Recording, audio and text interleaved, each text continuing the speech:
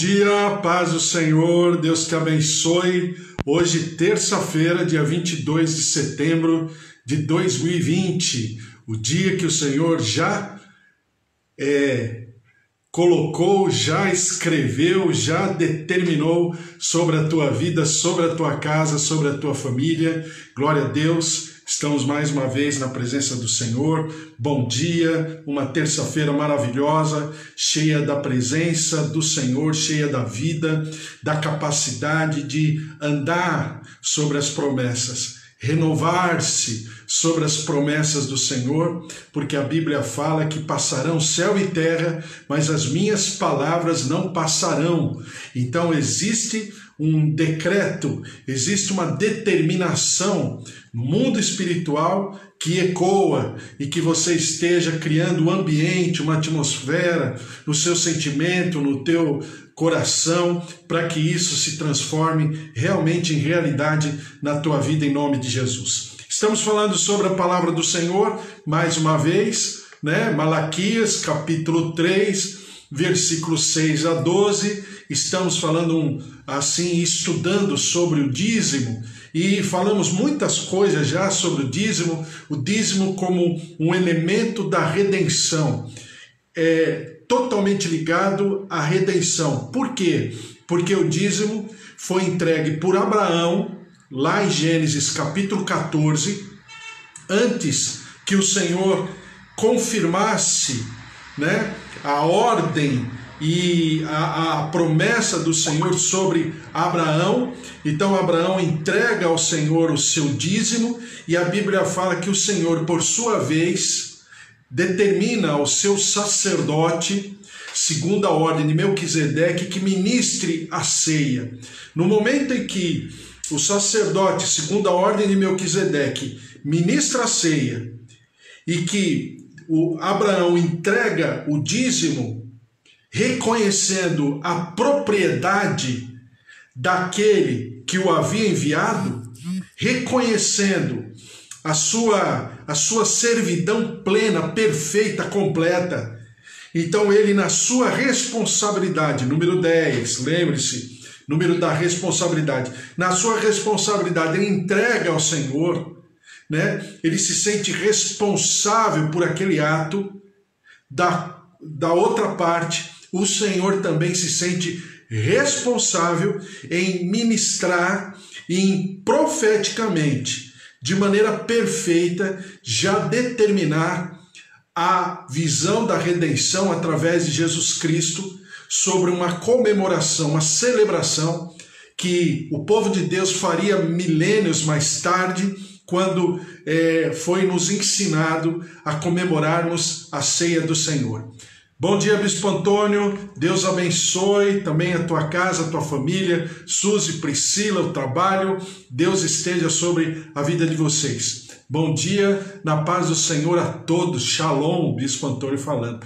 Deus abençoe, Bispo Antônio, o Senhor esteja sobre a tua vida. Então, dentro dessa condição de redenção, eu coloquei mais um elemento, que é o elemento da comunhão.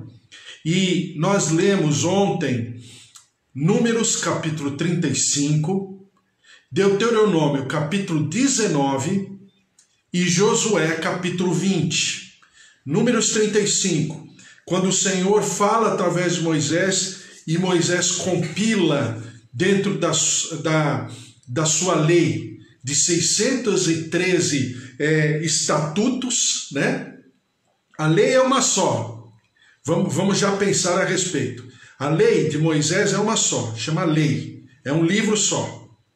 Dentro desse livro chamado Lei de Moisés, são 613 estatutos.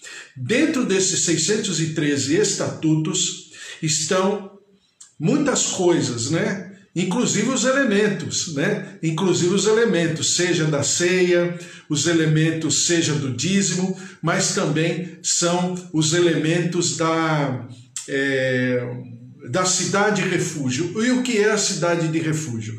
Era quando alguém cometia um assassinato e esse homicida poderia fugir né, antes que o vingador do sangue pudesse vingar o sangue da vítima, então ele fugiria para a cidade de refúgio. A cidade de refúgio, de 12 cidades, haviam 6 cidades de refúgios.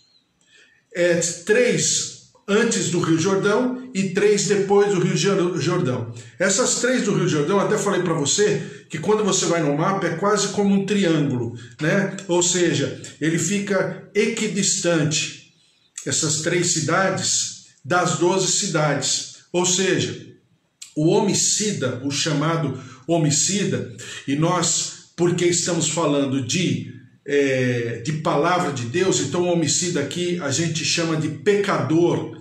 Você vai falar, mas você não está exagerando? Homicida, pecador, né? Oi, Roseli, bom dia João, bom dia a todos vocês. Então, você não está exagerando homicida com pecador? Não. Por quê? Daí, as 613 leis de Moisés, na verdade, não são 613 leis, são 613 estatutos que perfazem, né, um livro chamado Lei de Moisés. Então, para o judeu, e Paulo discorre nisso no Novo Testamento, principalmente para Deus, desobedecer um estatuto era desobedecer a lei inteira.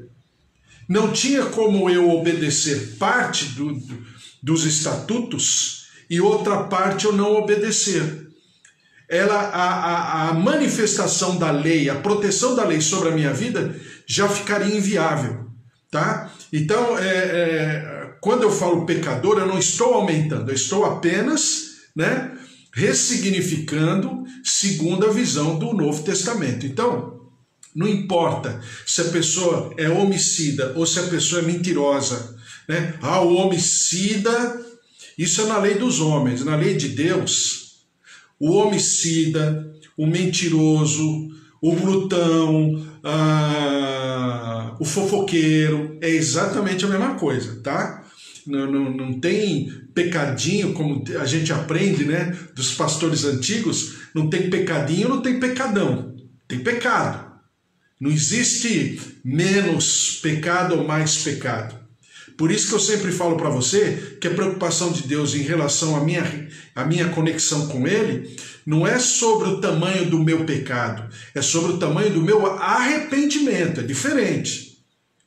Então, voltando a essa lógica espiritual de redenção, então nós temos 2 instrumentos, o dízimo e a ceia do Senhor. Dentro da lógica de redenção, ela é estabelecida como?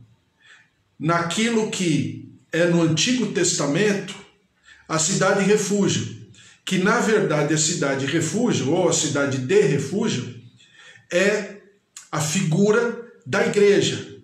Por isso que eu falei para você que em Números 35, Deuteronômio 19 e Josué capítulo 20, são 3 textos falando sobre exatamente a mesma coisa. Dizem os teólogos que quando a Bíblia fala 3 vezes sobre a mesma situação, significa que é uma vontade líquida e certa de Deus. Não tem o que discutir. Então você tem o dízimo, você tem a ceia do Senhor e você tem a cidade de refúgio, que é a figura, no Antigo Testamento, daquilo que no Novo Testamento se chama igreja. Daí você tem o nome congregação, né? Só para você lembrar, eu vou ler aqui, Deuteronômio, Números capítulo 35, versículo 24, diz assim: então a congregação julgará entre o matador e o vingador do sangue, segundo estas leis, e livrará o homicida da mão do vingador do sangue e o fará voltar à sua cidade de refúgio, onde se tinha acolhido. Ali ficará até a morte do sumo sacerdote que foi ungido com o santo óleo. Porém, se de alguma sorte o homicida sair dos limites da sua cidade de refúgio, onde se tinha colhido, e o vingador do sangue o achar fora dos limites dela, se o vingador do sangue matar o homicida, não será culpado do sangue. Então vamos lá. Nós temos mais elementos. A gente tem o dízimo, a gente tem a Santa Ceia, a gente tem a cidade de refúgio e agora nós temos o outro elemento. O sacerdote. O sumo sacerdote que foi ungido, ou seja, separado, reconhecido como sacerdote sobre aquela cidade. E aí nós temos um quinto elemento, que é o elemento dos anciãos. Quem são os anciãos? São aqueles que, devido ao conhecimento da palavra, ao conhecimento de vida, devido à experiência com Deus, sua experiência pessoal, eles são, para aquela congregação, uma voz que ajuda a arbitrar sobre a vida daquela vítima, daquele homicida ou daquele pecador. E aí está estabelecida a congregação, tá? Então, só para você lembrar, em Hebreus capítulo 10, que nós lemos ontem também, diz assim, Hebreus 10, versículo 24, consideremos-nos também uns aos outros para nos estimularmos ao amor e às boas obras. Não deixemos de congregar-nos, como é costume de alguns. Antes, façamos admoestações, e tanto mais quanto vedes que o dia se aproxima. Que dia é esse que se aproxima? É o dia do Senhor. Isaías chama do dia da vingança do Senhor. A gente leu em Zacarias, a gente leu em Ageu, a gente leu em Sofonias, a gente leu em Daniel, a gente leu em Jeremias, dia do Senhor. Que dia é esse? É o dia, não o dia de 24 horas, mas é o dia, eu chamaria de o dia perfeito, porque é quando o Senhor se manifestará. Então, quanto mais se aproximar o dia do Senhor, mais, segundo o escritor de Hebreus, nós devemos andar em congregação. E o que é congregação?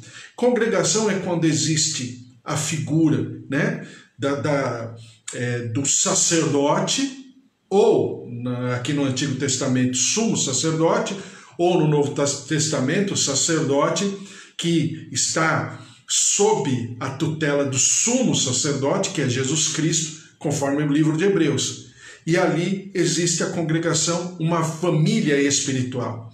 Por que família espiritual? E por que Deus sublinha tanto essa condição? Qual a razão? É porque Deus quer que nós vivamos aqui na terra uma família espiritual, possamos germinar, gerar, gestacionar uma família espiritual, porque a família espiritual é nada mais do que o laboratório daquilo que se manifestará no céu.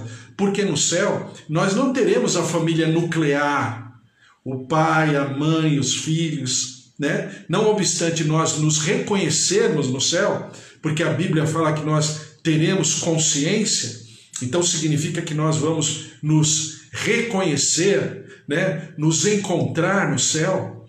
Isso é ponto pacífico. Então, o que significa? Significa que nós estamos hoje, quando trabalhamos em chamada congregação, que seria o sinônimo de comunhão ou sinônimo de igreja, né? Igreja local. Então nós trabalhamos isso para que nós possamos criar um ambiente profético para aquilo que nós viveremos durante toda a eternidade lá no céu, que não é mais a família nuclear, mas é a família espiritual. Obviamente, quando o Senhor fala a respeito da igreja, e você tem vários textos a respeito, essa atitude de comunhão, ela traz sobre os seus componentes exatamente a autoridade da cidade de refúgio. O vingador do sangue, ele não pode adentrar naquela cidade. Ele não pode ser um instrumento de, vamos chamar assim, de juízo. Por quê? Porque aquela cidade de refúgio, ela está protegida, ela está coberta, ela está na plenitude da comunhão. E quem é o vingador do sangue? É o diabo. O vingador do sangue no Antigo Testamento é o diabo no Novo Testamento. Por quê? Porque a Bíblia diz que o diabo, ele fica, conforme Pedro diz, ele fica ao nosso derredor como leão buscando a quem possa tragar. Na figura da natureza, é como são aqueles predadores, né? Os felinos, principalmente os felinos predadores, que eles ficam ao redor do rebanho, né? Seja de búfalo, seja de zebra, seja lá do que for, né? de veados lá nas planícies africanas, né? Então ele fica buscando o quê? Ele fica ao redor. E ele fica de olho em que tipo de animal dentro do rebanho. Ou o animal machucado, ou o animal filhote, né? Ou nós poderíamos chamar de aquele que tem ainda uma falta de conhecimento e não tem nem estrutura, nem vigor para poder vencer um predador. Então, o que os felinos fazem? Eles ficam ao redor exatamente buscando uma brecha, que é a figura espiritual que nós sempre nos utilizamos. No vocabulário gospel, né, mais atual, nós falamos não abra brecha, porque quando eu abro brecha, eu estou criando um ambiente para que esse diabo venha no meu encalço. Então o diabo, ele só age quando existe um espaço, quando existe algum tipo de situação onde eu me mostro frágil, fragilizado, e não estou em condição de congregação. Olha só o que diz Mateus capítulo 16. Mateus capítulo 16. Diz assim no versículo 17. Então Jesus lhe afirmou: bem-aventurado és Simão Barjonas, porque não foi carne e sangue que tu revelaram, mas meu Pai que está nos céus. Jesus havia perguntado: quem dizem que eu sou? Né? Aí os discípulos falaram assim, responderam: uns dizem que você é Elias, outros dizem que você é Jeremias, ainda outros dizem que você é João Batista. E Pedro toma a palavra e diz: você é o Cristo, o Filho do Deus vivo. Aí Jesus responde: bem-aventurado é Simão Barjonas, ou seja, Simão, filho de Jonas, porque não foi nem a carne nem o sangue quem te revelaram, mas foi o Espírito de Deus que revelou. Aí diz assim: também eu te digo que tu és Pedro, e sobre esta pedra edificarei a minha igreja, e as portas do inferno não prevalecerão contra ela. Em primeiro lugar, a congregação, a igreja, ela traz cobertura, ela traz proteção. E a Bíblia diz que as portas do inferno não prevalecerão. Não obstante ela tenha cobertura, ela tenha constituição, ela tenha proteção, mas ela também tem a autoridade de investir contra. Por quê? Porque diz a Bíblia que as portas do inferno não prevalecerão. Ainda em situações de resistência, a igreja ela vai romper com essa resistência. Então olha a figura e a autoridade da congregação. Nós estamos falando de dízimo, não esqueci. Mas tenha consciência de todo o quadro, né? Do porquê eu estou falando dessa maneira. Aí diz assim no versículo 19: dar-te-ei as chaves do reino dos céus. O que ligares na terra terá sido ligado nos céus, e o que desligares na terra terá sido desligado nos céus. Ou seja, a palavra do Senhor diz aqui o quê? De que essa congregação, essa igreja não apenas tem autoridade de cobertura, de proteção, segundo aqueles a quem o sumo sacerdote está por sobre, né, que é Jesus Cristo, diz lá no livro de Hebreus. Então, essa congregação, ela tem autoridade de proteção, mas ela tem autoridade para avançar, porque as portas do inferno vão ser rompidas pela autoridade da igreja. Mais ainda, em terceiro lugar, existe a arma, eu diria, uma das armas mais consistentes, mais poderosas que existe no mundo espiritual, que é a arma da concordância. E a Bíblia diz o seguinte, através de Jesus Cristo, no livro de Mateus: aquilo que vocês ligarem na terra será ligado no céu, e aquilo que vocês desligarem na terra será desligado no céu. Então veja a autoridade, a constituição, o poder de uma congregação. Aí sim, existirá toda uma saúde de igreja. Obviamente, quando a gente fala lá da cidade de refúgio, repetir as passagens só para você lembrar. Números 35, Deuteronômio 19 e Josué capítulo 20. Então, o que significa? Significa que essa cidade de refúgio, ela teria toda a condição de não apenas receber o pecador, mas também criar um ambiente para que esse pecador pudesse viver de uma maneira boa, perfeita e agradável. Então, o pecador iria trabalhar, iria desenvolver o seu ofício, sua vida profissional, iria estar ali à disposição da comunidade, como a comunidade estaria à disposição dele.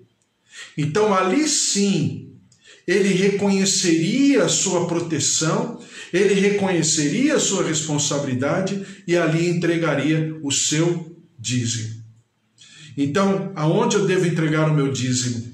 Para responder a pergunta final, eu devo entregar aonde eu tenho comunhão, aonde eu me sinto assistido, aonde existe uma lógica de palavra de Deus, de manifestação, principalmente da palavra de Deus, onde está baseado toda a nossa história de redenção, a nossa história de perdão, de misericórdia, de edificação, de vigor, de tonificação, de bênção, de avanço, de conquista, de realização, de tudo. Tudo está na palavra do Senhor. Então, você, aonde deve entregar o teu dízimo, é exatamente nesse lugar, diante dessa comunidade, diante dessa comunhão. Por quê? Porque a palavra, ela precisa ser pregada, ela precisa ser ministrada, e com isso se vai exigir o quê? Gasto, né? Situações financeiras, materiais, para que isso ocorra. Então você precisa ser responsável, porque a Bíblia diz que nós devemos estar conectados, completamente sintonizados naquele movimento e em concordância. E por causa da nossa concordância, é claro, é o que diz Salmo 133, o Senhor ordenará a bênção. Porque na nossa concordância, o Senhor derrama da sua bênção, que desce como se fosse o óleo sobre a barba de Arão, né? Como diz lá no Salmo 133. Então, existe sim uma responsabilidade. Às vezes eu ouço as pessoas falarem assim, eu só ouço, né? Eu estou discutindo aqui com você porque estamos conversando em comunhão, né? De maneira didática, mas às vezes a pessoa fala assim, olha, porque eu entrego o meu dízimo. Não, primeiro que não é teu, é do Senhor. Nada é teu, a vida não é tua. E isso na lógica de quem é temente a Deus. A pessoa que está lá fora, infelizmente, discute, tem ignorância. O de dentro não pode fazer isso. Porque o de dentro tem que conhecer a palavra. O meu povo sofre por quê? O meu povo sofre porque lhe falta conhecimento. E Jesus completa. falta conhecimento e revelação. Então, claro que o de fora a gente não coloca no conto, mas nós de dentro. Então a pessoa fala assim, mas eu dou meu dízimo porque tem uma obra assistencial, porque tem isso, tem aquilo. Desculpe. Dízimo é dízimo e oferta é oferta. Dízimo pertence a essa estrutura de comunhão, de congregação. Dízimo. Então eu não tenho como aferir. Lembre-se, cabia ao pecador buscar a cidade de refúgio que quisesse. Então em nenhum momento na Bíblia o Senhor fala, o fulano A, o fulano B, vai para a cidade de refúgio tal, Siquém, por exemplo, que era uma cidade de refúgio, vai para Siquém. Não, ele nunca falou isso. Cabia ao pecador ir para onde quisesse. A partir do momento que ele entrasse naquela cidade de refúgio, aí sim. A partir daquele momento seria, desculpe o termo, seria um casamento. Seria uma aliança. Então, quando eu entrego meu dízimo, eu preciso entregar naquele lugar que eu tenho o alimento. Seria uma família espiritual. Tal qual eu faço com a família nuclear. Quer dizer que quando eu recebo um valor, sei lá, seja das minhas atividades, do meu salário, seja lá do que for. Então eu recebo, ao invés de levar para minha casa o alimento, a estrutura, a levar a luz, a água, tudo, então eu vou dar em tal lugar. Não, em primeiro lugar, os domésticos da fé, como diz a palavra. Então, em primeiro lugar, a família. Não é assim que você faz? Primeiro a família, depois aqueles que estão ao seu redor. Que é, em segundo lugar, a família espiritual. Primeiro a família nuclear, depois a família espiritual. Família nuclear é aquilo que é do meu lar, né? Que estão debaixo do meu teto. Aí não é o meu parente, é a minha família. Família nuclear, depois a família espiritual e assim vai. Dízimo. Mas dízimo pertence àquela congregação. Aquela congregação, ela tem atividades.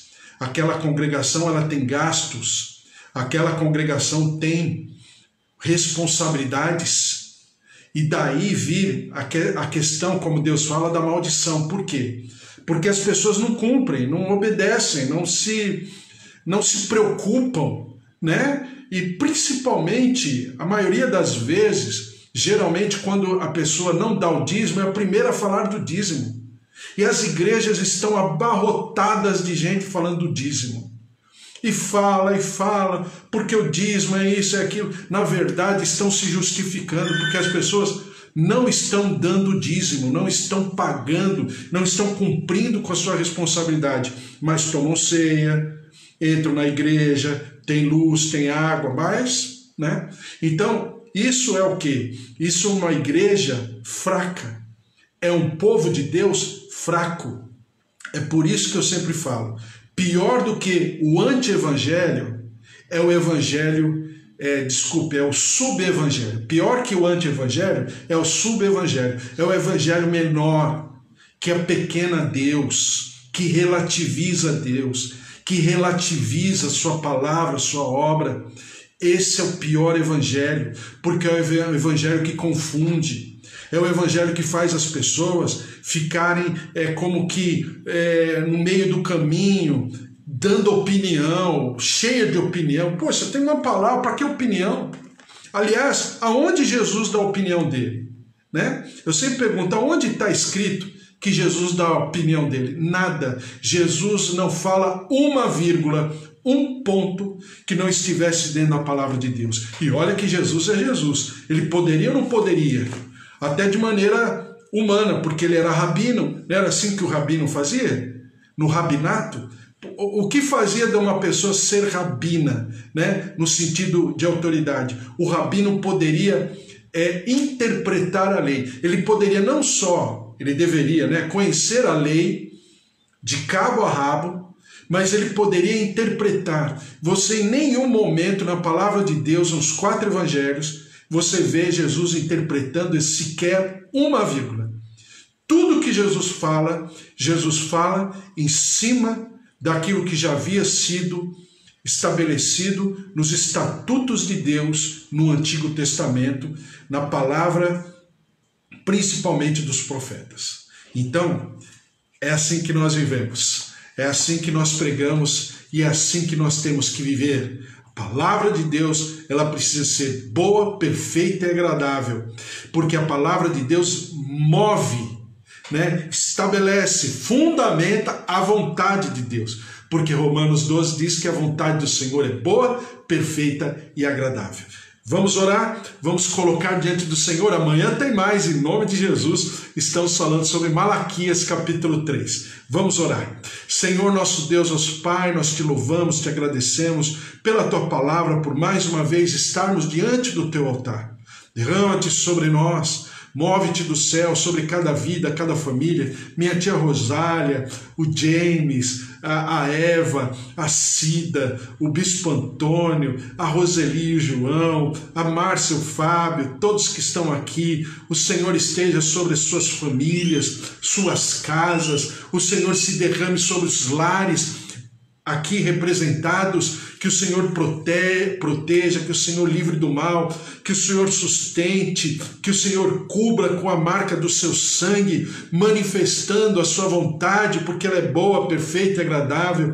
Não nos falte, Senhor, nem suprimento, não nos falte, Senhor, a marca da vida abundante, a marca que está sobre nós, e nós te daremos sempre todo louvor, toda honra e toda glória. Vem, Senhor, vem sobre o nosso país, o nosso Brasil, mais uma vez, mais um dia, Senhor, em que muitos estão chorando, enlutados, chorando a saudade, o desespero, a tragédia de terem perdido seus queridos, seja para a Covid-19, seja por situações em que infelizmente o nosso Brasil atravessa.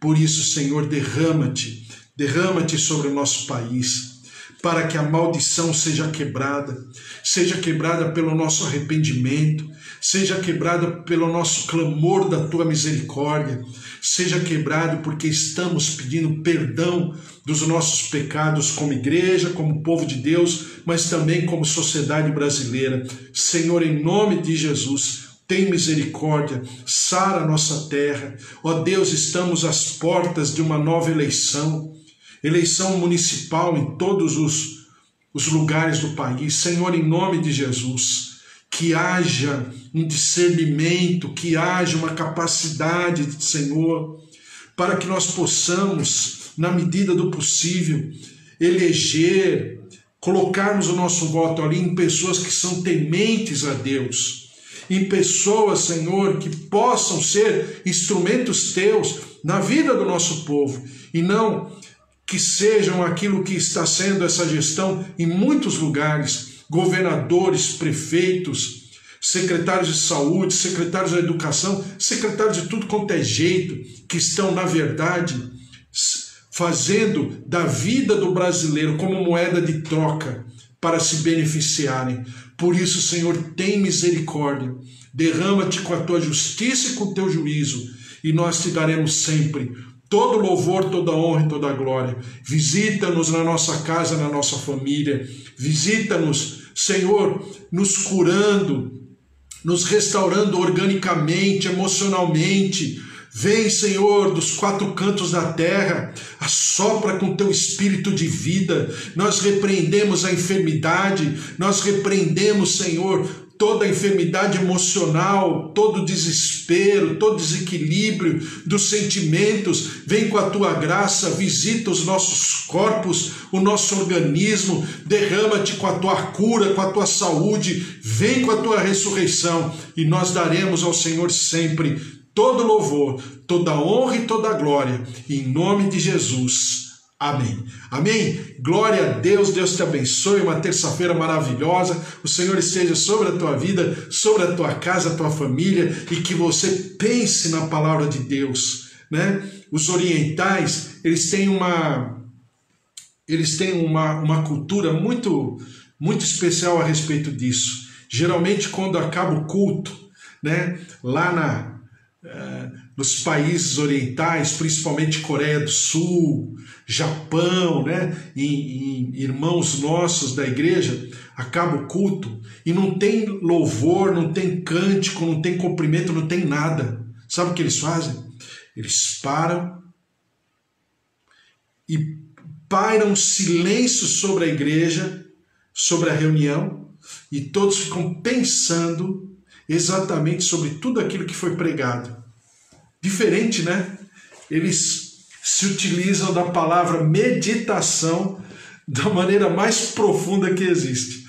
Então, que Deus te abençoe, você fique aí na palavra do Senhor, pensando a respeito e tudo. O Senhor esteja sobre a tua vida, sobre a tua casa, sobre a tua família. Que o amor de Deus Pai, a vida vitoriosa em Jesus Cristo e as consolações do Espírito Santo da promessa estejam sobre a tua vida, a tua casa, a tua família, e ninguém te possa resistir, porque você carrega no bojo da tua vida o amor eterno de Jesus Cristo. O amor, quem te separará do amor de Deus?